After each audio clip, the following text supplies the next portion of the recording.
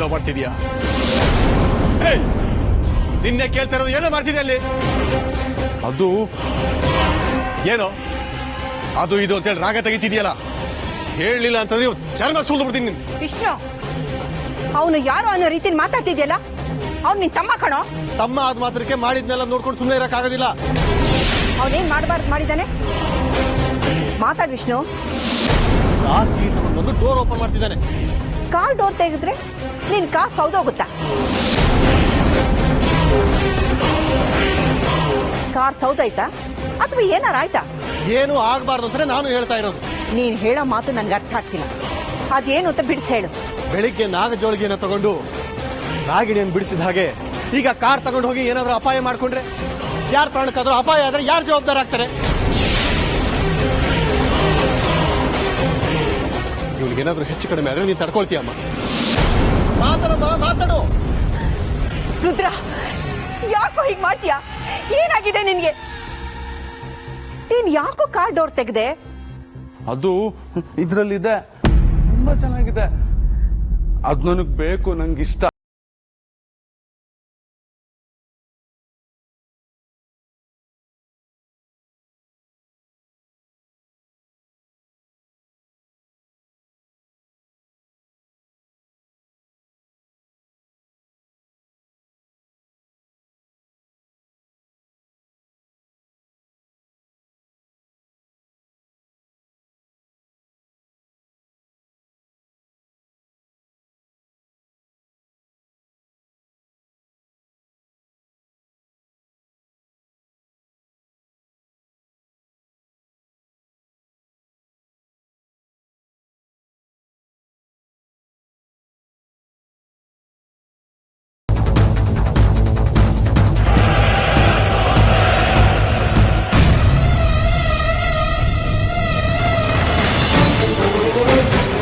ಅದೇ ತೋರ್ಸು ಬೇಗ.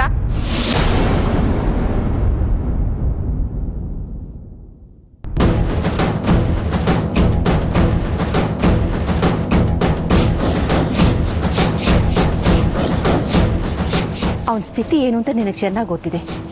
ಅಂಥದ್ರಲ್ಲಿ ಹೋಗಿ ಅವನ ಹತ್ರ ಇಷ್ಟೊಂದು ಒಟ್ಟ ನಡ್ಕೋತಿಯಲ್ಲ. ಸಾರಿ ಕ್ಷಮಿಸು. ತಂದೆ ಹೋದ್ಮೇಲೆ ತಮ್ಮನಿಗೆ ಅಣ್ಣನೇ ತಂದೆ ಸ್ಥಾನ ತುಂಬಬೇಕು. ಇನ್ನೊಂದ್ಸಲ ಇವನ ಹತ್ರ ಈ ರೀತಿ ನಡ್ಕೋಬೇಡ. ಸರಿಯಮ್ಮ. ಏನು ನೀನು ಸುಮ್ಮನೆ ಇರೋದಿಲ್ವಲ್ಲ? ನಿನ್ ಬೊಮ್ಮೆ ನಿನ್ನ ಹತ್ರ ಇಟ್ಕೋಬೇಕು ತಾನೆ. ಕಾರಲ್ಲಿ ಯಾಕೆ ಇಡಕೋಗಿದ್ದೆ? ಯಾಕೆ ವಿಷ್ಣು ಈ ರೀತಿ ವರ್ತಿಸ್ತಾ ಇದ್ದಾನೆ? ಕಾರಲ್ಲಿ ಏನು ಮುಖ್ಯವಾದ ವಸ್ತು ಇಟ್ಟಿರೋ ಹಾಗೆ ಏನಿರ್ಬಹುದು? ಅವನು ನಾಗಮಣಿ ಏನಾದ್ರೂ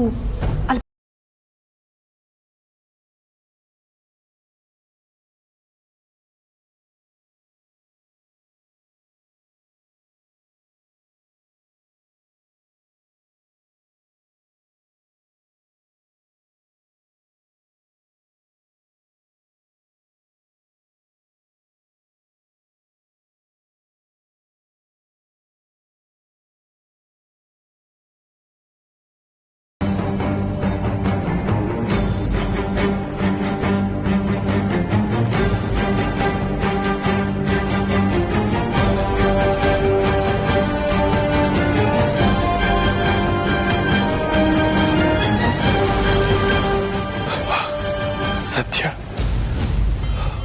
ಮೊದಲು ಇದನ್ನ ರೂಮಲ್ಲಿಟ್ಟು ಪೂಜೆ ಮಾಡಬೇಕು. ದೇವ್ರೆ,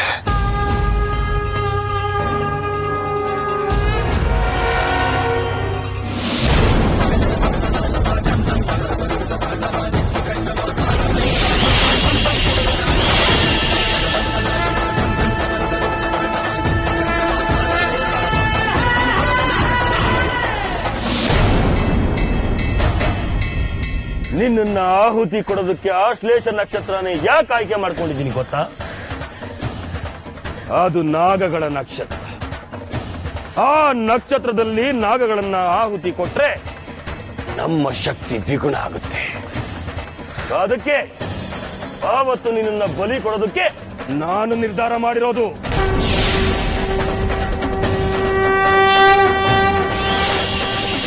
ಯಾಕನಾಗಿರಿ ನಿನ್ನ ಆರ್ಭಟ ನಿಂತು ಹೋಯ್ತಾ? ನಿನ್ನ ಸಾವಿನ ಸುದ್ದಿ ಕೇಳಿ ನಿನ್ನ ಹೃದಯ ನಿಂತೋಯ್ತಾ? ಅದಕ್ಕೆ ತಾನೇ ನೀನು ತೆಪ್ಪಗಿರೋದು. ಈಗಿಂದಾನೇ ನಿನ್ನ ಸಾವಿನ ಕ್ಷಣಗಳನ್ನ ಎಣಿಸ್ಕೋ.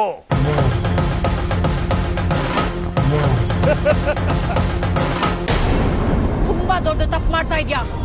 ನಿನ್ನ ಈ ತಪ್ಪನ್ನ ಆ ಮಹಾದೇವನು ಕ್ಷಮಿಸೋದಿಲ್ಲ. ಏನಾಗಿನಿ, ನಿನ್ನ ಜೀವ ಉಳಿಸ್ಕೊಳ್ಳೋದಕ್ಕೆ ಆ ಮಹಾದೇವನ ಅಡ್ಡ ತರಬೇಡ. ನೀನೇನೇ ನೆಪ ಹೇಳಿದ್ರು ಸುಳ್ಳು ಹೇಳಿದ್ರು ಅದನ್ನ ನಂಬೋದಕ್ಕೆ ನಾನು ಮೂರ್ಖ ಅಲ್ಲ, ತಾಯಿ ಮಹಾಕಾಲ.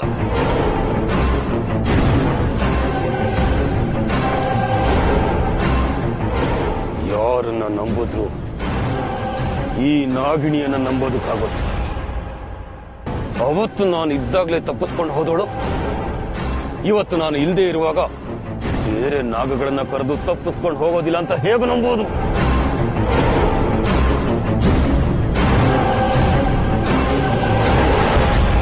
ಅದಕ್ಕೆ ಇಡೀ ನನ್ನ ಮೂಲ ಸ್ಥಳಕ್ಕೆ ಗರುಡ ದಿಗ್ಬಂಧನವನ್ನು ಹಾಕ್ಬಿಡ್ತೀನಿ.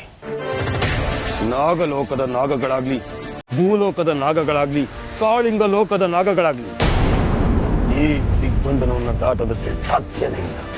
ಗುರುಗಳೇ, ಹೋಗ್ತಾ ಇದ್ದಿದ್ ಭೈರವ ಯಾಕೆ ನಿಂತ್ಬಿಟ್ಟ? ಅದೇ ನನಗೂ ಗೊತ್ತಾಗ್ತಾ ಇಲ್ಲ.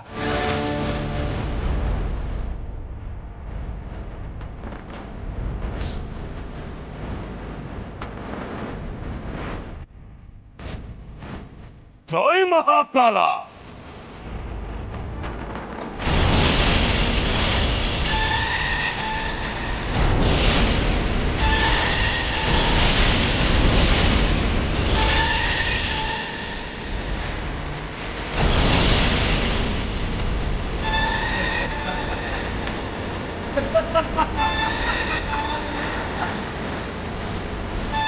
ಹಾಗೇ ಇದು ಸಾಮಾನ್ಯ ದಿಗ್ಬಂಧನ ಅನ್ಕೋಬೇಡ.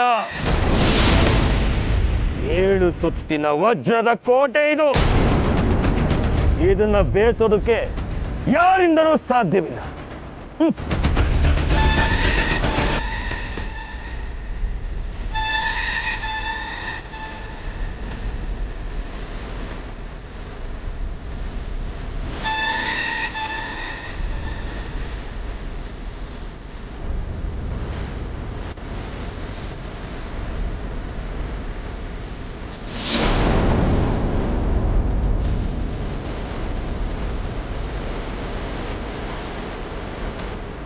ಗುರುಗಳೇ, ನಾವ್ ಈ ರೀತಿ ನಿಂತ್ಕೊಂಡು ನೋಡೋದಕ್ಕ ಬಂದಿದ್ದು. ಬನ್ನಿ ಹೋಗೋಣ. ಅಮೃತ, ಭೈರವ ಈ ಜಾಗದಿಂದ ಹೋಗುವುದಕ್ಕಿಂತ ಮುಂಚೆ ಯಾವುದೋ ದಿಗ್ಬಂಧನವನ್ನು ಹಾಕೋದ. ಅದು ಯಾವ ದಿಗ್ಬಂಧನ ಅಂತ ನನಗೂ ಗೊತ್ತಾಗ್ತಾ ಇಲ್ಲ. ಗುರುಗಳೇ, ನಾವ್ ಈ ರೀತಿ ಮೀನ ಮೇಷ ಎಣಿಸ್ಕೊಂಡು ಸಮಯನ ವ್ಯರ್ಥ ಮಾಡ್ಕೊಂಡು ಕೂತ್ಕೊಳ್ಳೋದಕ್ಕಾಗಲ್ಲ. ಬನ್ನಿ, ಮೊದಲು ನಾಗರಾಣಿನ ಕಾಪಾಡಬೇಕು.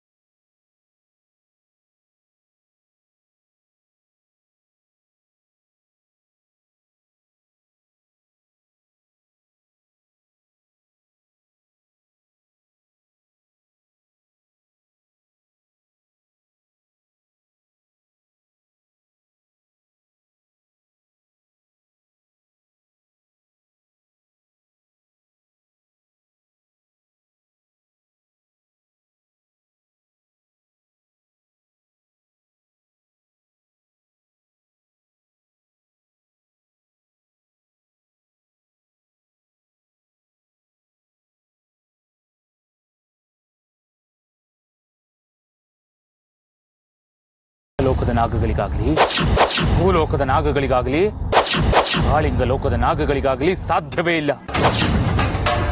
ನಾಗರಾಣಿಯನ್ನ ನಾವಿನ್ನೂ ಕಾಪಾಡೋದಕ್ಕಾಗೋದಿಲ್ಲ. ಭೈರವನಿಂದ ನಾಗರಾಣಿಯ ಸಾವು ನಿಶ್ಚಿತ.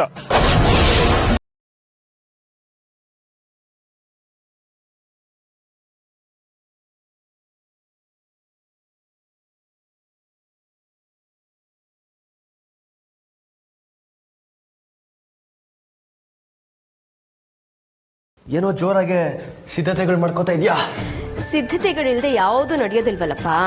ಅದಕ್ಕೆ ನೋಡು, ನೀನು ಬಂದಿದ್ದು ಒಳ್ಳೇದಾಯ್ತು. ನಾನೇ ನಿನ್ನ ಹತ್ರ ಬರೋಣ ಅಂತಿದ್ದೆ. ನೀನೇ ನನ್ನ ಹತ್ರ ಬರೋಣ ಅನ್ಕೊಂಡಿದ್ದೆ ಅಂದ್ರೆ ಯಾವುದೋ ಮುಖ್ಯವಾದ ವಿಚಾರನೇ ಇರಬೇಕು. ಏನದು? ಕರೆಕ್ಟಾಗಿ ಗೆಸ್ ಮಾಡಿದೆ ನೋಡು, ತುಂಬಾ ಮುಖ್ಯವಾದ ವಿಚಾರನೇ. ಏನಮ್ಮ ಅದು?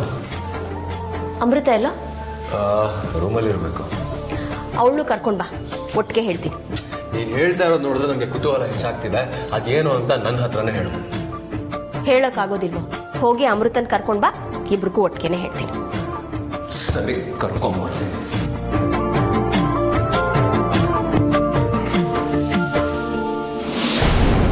ಈಗೇನ್ ಮಾಡೋದು ಗುರುಗಳೇ?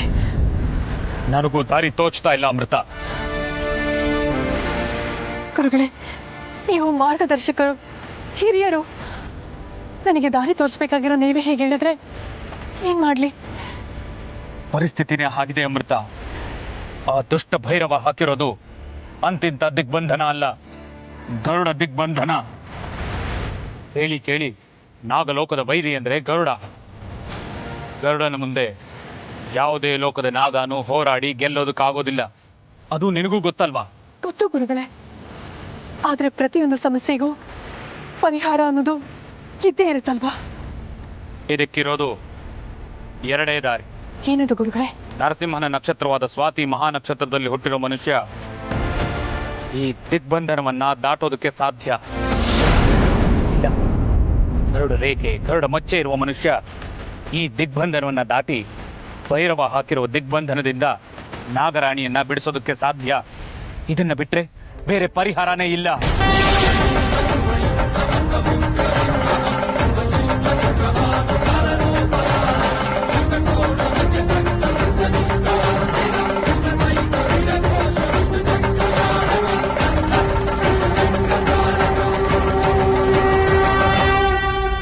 ಅಮೃತ ಅವರೇ,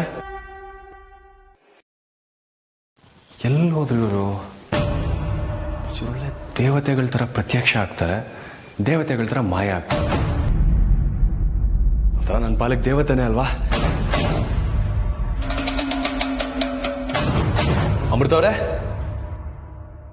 ಅಮೃತ ಅವರೇ,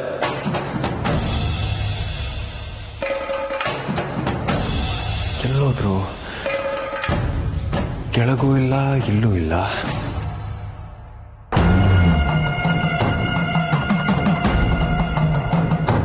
ಅಮೃತವ್ರೆ, ನೀವ್ ಹೇಳ್ದಾಗೆ ಸ್ವಾತಿ ನಕ್ಷತ್ರದವರು ಅಥವಾ ಗರುಡ ರೇಖೆ, ಗರುಡ ಮಚ್ಚೆ ಇರೋ ಯಾರಾದ್ರೂ ನಮ್ಮ ಸಹಾಯಕ್ಕೆ ಬರ್ತಾರಾ ನೋಡ್ತೀನಿ. ಆದ್ರೆ ಒಂದು ಮಾತನ್ನ ನೆನಪಿನಲ್ಲಿಟ್ಕೋ, ಆ ಭೈರವ ಆಶ್ಲೇಷ ನಕ್ಷತ್ರದ ದಿನ ನಾಗರಾಣಿಯನ್ನ ಬಲಿ ಕೊಡೋದನ್ನ ಯಾವುದೇ ಕಾರಣಕ್ಕೂ ತಪ್ಪಿಸೋದಿಲ್ಲ. ಯಾಕಂದ್ರೆ ಆ ನಕ್ಷತ್ರದ ದಿನ ಯಾವುದೇ ನಾಗರ ಬಲಿ ಕೊಟ್ರೆ ಅಪಾರವಾದ ಶಕ್ತಿ ಸಂಚಯ ಆಗುತ್ತೆ ಅಂತ ನಂಬ್ತಾರೆ ಈ ಜನ. ಆ ನಕ್ಷತ್ರದ ಒಳಗೆ ನಾಗರಾಣಿಯನ್ನ ಕಾಪಾಡಬೇಕು. ಸರಿ ಗುರುಗಳೇ, ನಾನಿನ್ನು ಬರ್ತೀನಿ. ಇನ್ನೊಂದು ಮಾತು, ನೀನು ಯಾವುದೇ ಕಾರಣಕ್ಕೂ ಧೈರ್ಯಗೆಡಬೇಡ. ನಾವು ನ್ಯಾಯ, ನೀತಿ, ಧರ್ಮದ ದಾರಿಯಲ್ಲಿ ನಡೆಯುವವರು. ದೇವರು ನಮ್ಮ ಜೊತೆ ಇದ್ದೇ ಇರ್ತಾನೆ.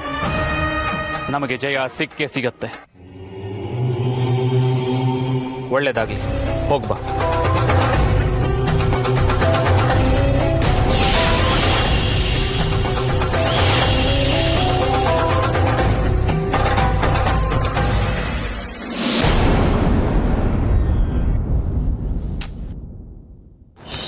ಎಲ್ಲೆಲ್ಲಿ ಅಂತ ಹುಡ್ಕೋದು ಇವ್ರನ್ನ?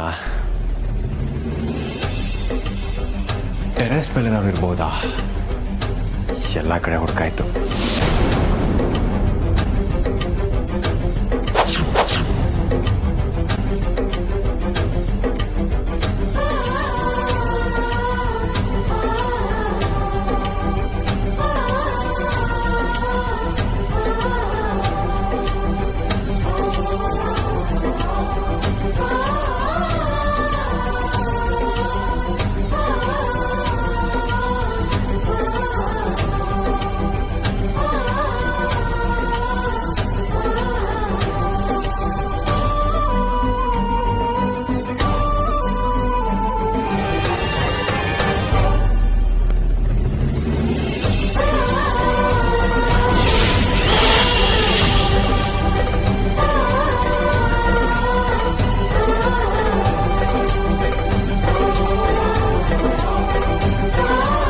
ಅಮೃತ ಅವ್ರೆ ಅರ್ಜುನ್ ಅವರು ನನ್ನನ್ನು ಹುಡುಕ್ತಾ ಇದ್ದಾರೆ ಅನ್ಸುತ್ತೆ.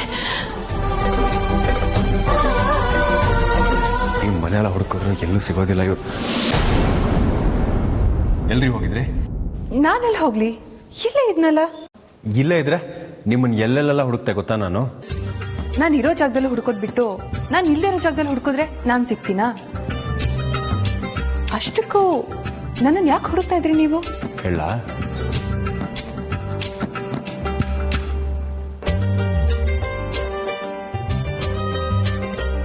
ನಿಮ್ಮ ಸರಸ ಸಲ್ಲಾಪಕ್ಕೆ ಇದು ಸರಿಯಾದ ಸಮಯ ಅಲ್ಲ ಅಂತ ಹೇಳ್ತಾ ಇದ್ದೀನಿ. ಹೌದಾ? ಹಾಗಿದ್ರೆ ಸರಸ ಸಲ್ಲಾಪಕ್ಕೆ ಯಾವ್ದು ಸರಿಯಾದ ಸಮಯ? ನಿಮ್ಗೆ ಯಾವ ರೀತಿ ಹೇಳ್ಬೇಕು ಅಂತ ನಂಗೆ ಅರ್ಥ ಆಗ್ತಿಲ್ಲ. ನೀವೆಲ್ಲ ಕಳ್ದೋಗಿದ್ದೀರಾ. ಹೌದು ಕಣ್ರಿ, ನಾನು ನಿಮ್ಮ ಪ್ರೀತಿಲಿ ಕಳೆದು ಹೋಗಿದ್ದೀನಿ, ನಿಮ್ಮ ಸೌಂದರ್ಯದಲ್ಲಿ ಕಳೆದು ಹೋಗಿದ್ದೀನಿ, ನಿಮ್ಮ ಬಾಹುಬಂಧನದಲ್ಲಿ ಕಳೆದು ಹೋಗಿದ್ದೀನಿ.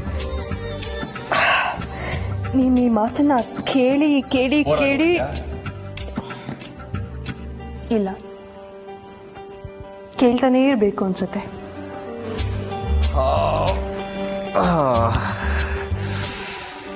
ಏನಾಯ್ತು ಅರ್ಜುನ್ ಅವರೇ? ಹಾರ್ಟ್ ಟಚ್ ಮಾಡಿಬಿಟ್ರಿ ಕಣ್ರಿ. ಓಹ್, ನಿಮ್ಮನ್ನ ನೋಡ್ತಾ ನೋಡ್ತಾ ಏನಕ್ಕೆ ಬಂದೆ ಅನ್ನೋದೇ ಮರ್ತೋದೆ. ನನಗೆ ಏನಕ್ಕೆ ಬಂದೆ ಗೊತ್ತಾ? ಗೊತ್ತಿಲ್ಲ, ಹೇಳಿ. ಕೆಳಗೆ ಅಮ್ಮ ಇಬ್ಬರನ್ನು ಕರೀತಾ ಇದ್ದಾರೆ. ಯಾಕೆ? ನಮ್ಮಿಬ್ರಿಗೂ ಏನೋ ವಿಷಯ ಹೇಳ್ಬೇಕಂತೆ. ಬನ್ರಿ.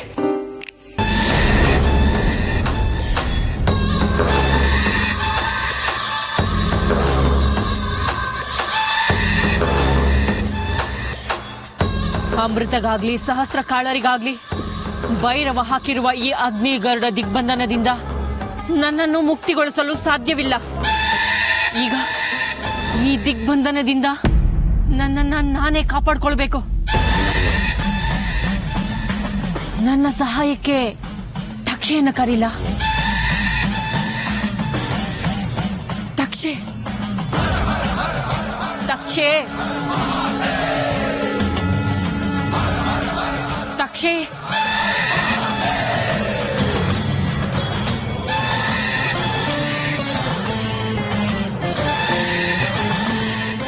ಬಹುಶಃ ಭೈರವ ಹಾಕಿರುವ ಈ ದಿಗ್ಬಂಧನದಲ್ಲಿರುವುದರಿಂದ ನಾನು ಯಾರನ್ನು ಸಂಪರ್ಕಿಸಲು ಆಗುತ್ತಿಲ್ಲ.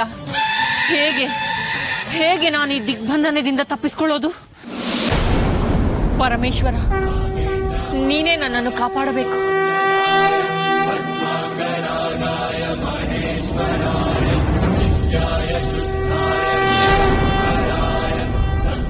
ಅರ್ಜುನ್ ಅವರೇ, ಇಷ್ಟು ಅವಸರವಾಗಿ ನನ್ನ ಎಲ್ಲಿ ಕರ್ಕೊಂಡು ಹೋಗ್ತಾ ಇದ್ದೀರಾ? ಗೊತ್ತಿಲ್ಲ, ನೀವು ಬಂದ್ರೇನೆ ಹೇಳೋದು ಅಂತ ಅಮ್ಮ ಹೇಳಿದ್ದಾರೆ. ನೋಡಮ್ಮ, ಬಂದ್ರು ನಿನ್ ಸೊಸೆ, ಏನು ಅಂತ ಇವಾಗ ಹೇಳು. ಏನಿರ್ಬೋದು? ಇಬ್ರಿಗೂ ಒಂದೇ ಸಲ ಹೇಳುವಂತ ವಿಷಯ. ಅಮೃತ, ಯಾಕಮ್ಮ ಒಂಥರ ಇದೆಯಾ? ಏನಿಲ್ಲ ಅತ್ತೆ, ನಾನು ಆರಾಮಾಗಿದ್ದೀನಿ. ನಾನು ನಿನ್ನ ಅತ್ತೆ ಅಲ್ಲ, ಅಮ್ಮ. ನಿನ್ ಮುಖದಲ್ಲಿ ಏನೇ ಒಂದು ಸಣ್ಣ ಬದಲಾವಣೆ ಆದ್ರೂ ಅದ್ ನಂಗೆ ತಕ್ಷಣ ಗೊತ್ತಾಗೋಗುತ್ತೆ. ಅದೇನು ಅಂತ ಹೇಳು. ಅಮೃತ ನಿನ್ನೇ ಕೇಳ್ತಾ ಇರೋದು. ಯಾಕೋ ಸ್ವಲ್ಪ ತಲೆನೋವು ಅತ್ತೆ. ಬೆಳಗ್ಗೆ ನೋಡಿದ್ರೆ ತಲೆ ಸಿಡಿತಾ ಇದೆ ಅಂತೆ, ಈಗ ನೋಡಿದ್ರೆ ತಲೆನೋವು ಅಂತ ಇದೆಯಾ? ಮೊದಲು ಡಾಕ್ಟರ್ ಹತ್ರ ತೋರಿಸ್ಬೇಕು ಕೊಡು. ಬೆಳಗ್ಗೆ ಸ್ವಲ್ಪ ಬೇಗ ಇದ್ನಲ್ಲ, ಅದಕ್ಕೆ ಹೀಗಾಗಿರ್ಬೇಕು. ಇವತ್ತು ಸರಿಯಾಗಿ ನಿದ್ದೆ ಮಾಡಿದ್ರೆ ಎಲ್ಲ ಸರಿ ಹೋಗುತ್ತೆ. ಆದ್ರೂ ಡಾಕ್ಟರ್ ತೋರಿಸೋದು ಒಳ್ಳೇದಮ್ಮ. ಅಯ್ಯೋ ಅಮ್ಮ, ಅದೆಲ್ಲ ಬಿಡು. ಏನೋ ಹೇಳಬೇಕು ಅಂತ ಕರೆದಲ್ಲ, ಫಸ್ಟ್ ಅದನ್ನ ಹೇಳು. ನಮ್ಮ ಮನೆಗೆ ಕವ್ದಿದ್ ಗ್ರಹಣ ಕಣಿದ್ರೆ ಕುಕ್ಕೆಗೆ ಬಂದು ದರ್ಶನ ಮಾಡಿ ಪೂಜೆ ಮಾಡಿಸ್ತೀನಿ ಅಂತ ಹರಕೆ ಹೊತ್ಕೊಂಡಿದೆ. ಹಾಗೆ ಹೊರನಾಡು, ಕೊಲ್ಲೂರು, ಶೃಂಗೇರಿ, ಧರ್ಮಸ್ಥಳ ಒಂದ್ 4-5 ದಿನ ಒಟ್ಟಿಗೆ ಸುತ್ತಾಡ್ಕೊಂಡು ಬರೋಣ ಅಂತ ಅನ್ಕೊಂಡಿದೀವಿ. ನೀನ್ ಇಂಥ ಒಳ್ಳೆ ನ್ಯೂಸ್ ಹೇಳ್ತೀಯ ಅಂತ ನಾನು ಎಕ್ಸ್ಪೆಕ್ಟೇ ಮಾಡಿರ್ಲಿಲ್ಲ ಅಮ್ಮ. ನಾನು ಅಮೃತ ಅವರು ಇವಾಗಲೇ ರೆಡಿ ಆಗ್ಬಿಡ್ತೀವಿ ಅಲ್ವಾ ಅಮೃತ ಅವರೇ? 4 ದಿನನಾ? ಇನ್ನೆರಡು ದಿನದಲ್ಲಿ ಆಶ್ಲೇಷ ನಕ್ಷತ್ರ ಬರುತ್ತೆ. ಆವತ್ತು ನಾಗರಾಣಿನ ಭೈರವ ಬಲಿ ಕೊಡ್ಬೇಕು ಅಂತ ಇದ್ದಾನೆ. ನಾನು ಇವ್ರ ಜೊತೆ ಯಾತ್ರೆಗೆ ಹೋದ್ರೆ ನಾಗರಾಣಿನ ಉಳಿಸ್ಕೊಳ್ಳೋದಕ್ಕಾಗೋದಿಲ್ಲ. ಹೀಗೇನ್ ಮಾಡೋದು?